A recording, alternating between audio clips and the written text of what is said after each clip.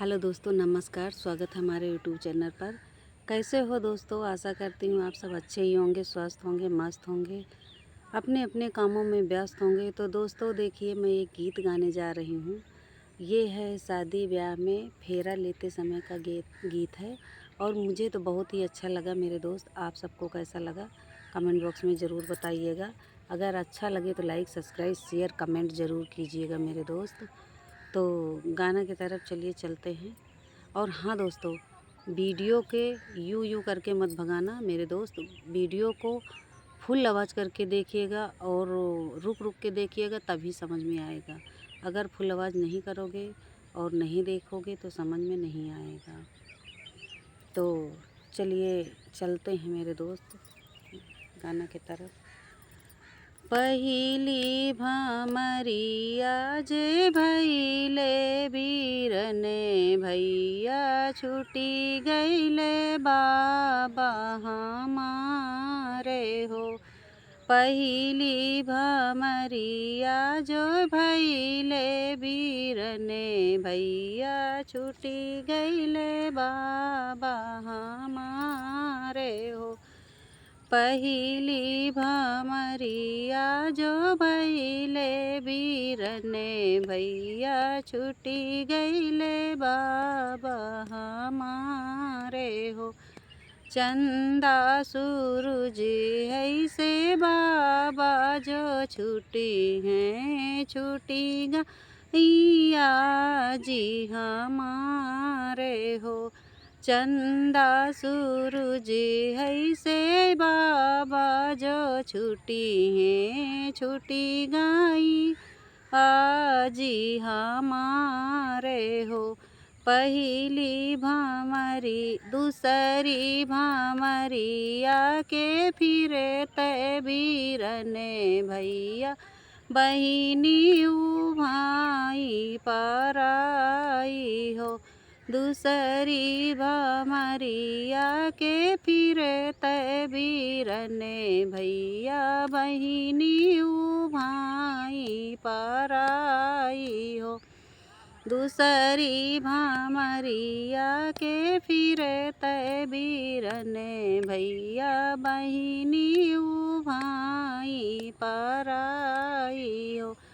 चंदा सूरज ऐसे दादा जे छूटी हैं छूटी गई दादी हमारे हो। चंदा सूरज ऐसे दादा जे छूटी हैं छूटी गई दादी हमारे हो।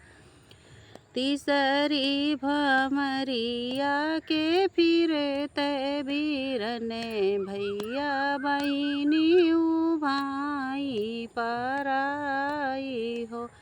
तीसरी भमरिया के फिरे तय बीरने भैया बहिनी भाई पराई हो। तीसरी भमरिया के फिरे तय बीरने भैया बहिनी भाई पराई हो। चंदा सूरज ऐसे दादा जे छूटी हैं छूटी गई दादी हमारे हो। चंदा सूरज ऐसे दादा जे छूटी हैं छूटी गई दादी हमारे हो। पहिली भमरिया के फिरे तय बीरने भैया बहिनी भाई पराई हो। पहिली भमरिया के फिरे तय बीरने भैया बहिनी भाई पराई हो। चौथी भमरिया तीसरी भमरिया के फिरे तय बीरने भैया पापा पही तीसरी भामरिया के फिरे तय बीरन भैया पा बहिनी उभाई पराई हो। तीसरी भामरिया के फिरे तय बीरन भैया बहिनी उभाई पराई हो। हो चंदा सूरज है से पापा जे छुटी है छुटी गाई मम्मी हमारे हो। चंदा सूरज है से पापा जे छुटी है छुटी गाई मम्मी हमारे हो। पहली भामरिया के फिरे तय बीरन भैया छुटी गाई बहिनी तुम्हारे हो। पहली भामरिया के फिरे तय बीरन भैया छुटी गाई बहिनी तुम्हारे हो। चौथी भामरिया के फिरे तय बीरन भैया छुटी गाये चाचा हमारे हो। चौथी भामरिया के फिरे तय बीरन भैया छुटी गाये चाचा हमारे हो। चंदा सूरज है से चाचा जे छूटे छुटी गाई चाची हमारे हो। चंदा सूरज है से चाचा जे छूटे छुटी गाई चाची हमारे हो। पचई भामरिया के फिरे तय बीरन भैया छुटी गाये भैया हमारे हो। पचई भामरिया के फिरे तय बीरन भैया छुटी गाये भैया हमारे हो। चंदा सूरज है से भैया जे छूटे छुटी गाई भाभी हमारे हो। चंदा सूरज है से भैया जे छूटे छुटी गाई भाभी हमारे हो। छठई भामरिया के फिरे तय बीरन भैया छुटी गाई बहिनी तुम्हारे हो।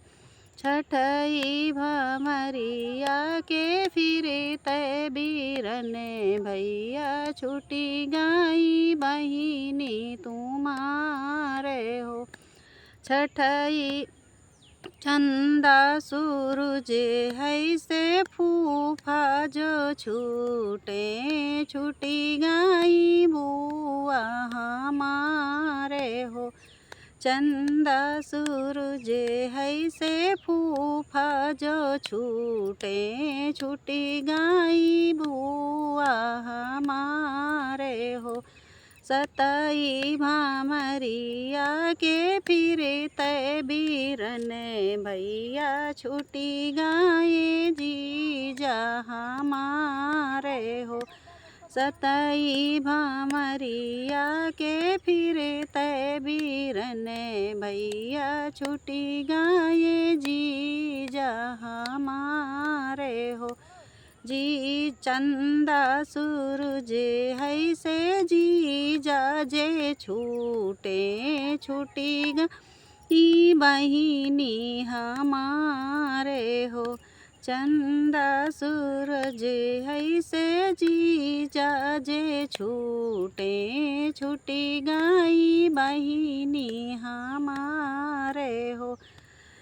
पहली भामरिया के फिरे तय बीरन भैया छुटी गाई बहिनी तुम्हारे हो। हेलो दोस्तों, नमस्कार। ये गीत तो बहुत बड़ा है मेरे दोस्त, लेकिन ये गाना सुनते सुनते आँख से आंसू छलक आते हैं मेरे दोस्तों। और हाँ, ये गाना ज़रूर से ज़रूर ये गाना में प्यार दुलार देना मेरे दोस्त। धन्यवाद।